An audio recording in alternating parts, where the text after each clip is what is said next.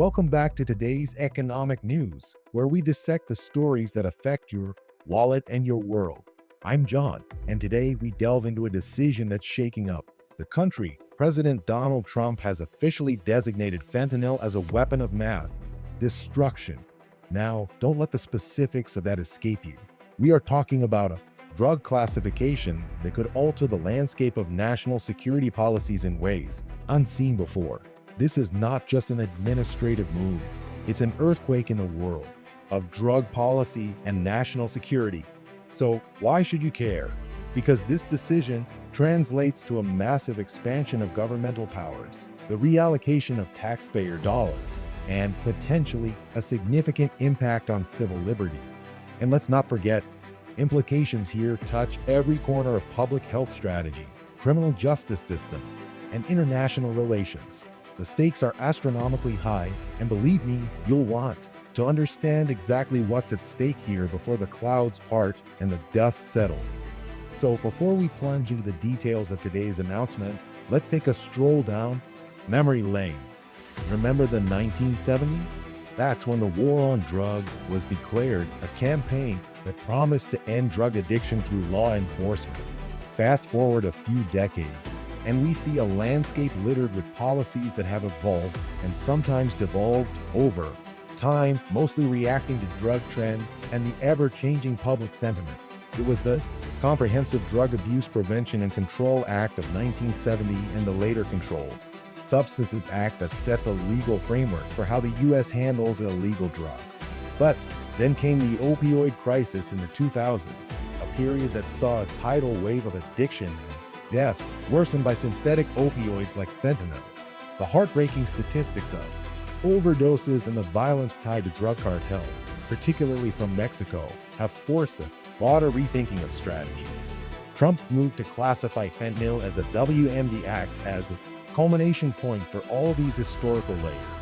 It signifies a transition from considering drug problems as health crises to now viewing them through the lens of national security threats. This transforms the conversation from healthcare-oriented approaches to military-grade law enforcement tactics.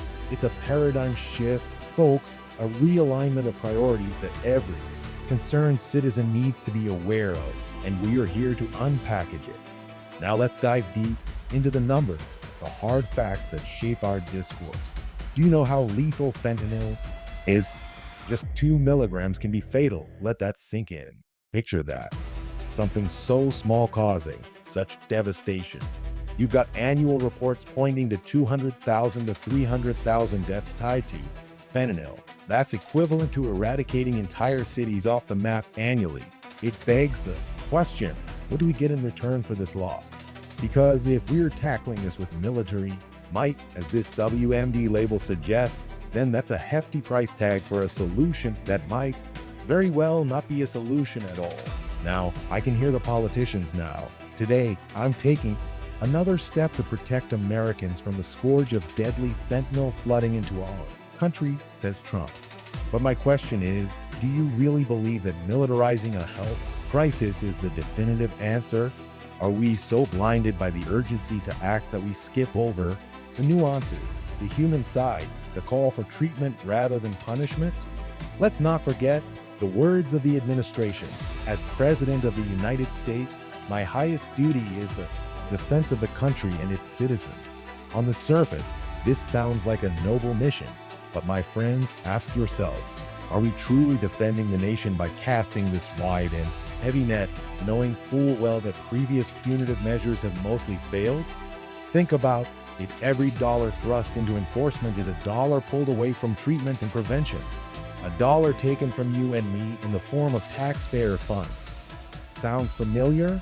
Yes, your pocket is silently drained while these policies spin in circles, barely addressing the root of the problem. Here's where we dive into a libertarian perspective.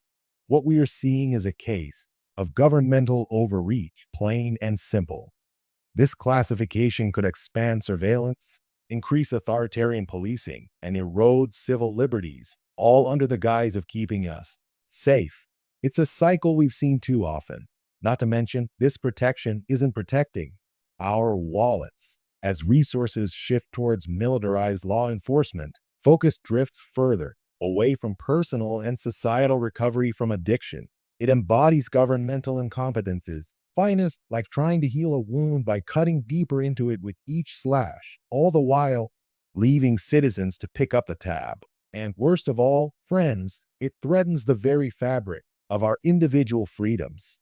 So, to wrap it up, this decision on fentanyl does not simply sit as a bullet point on a policy list. It lays out a roadmap for what's to come if we don't pay attention. The loss of liberty disguised in the name of security.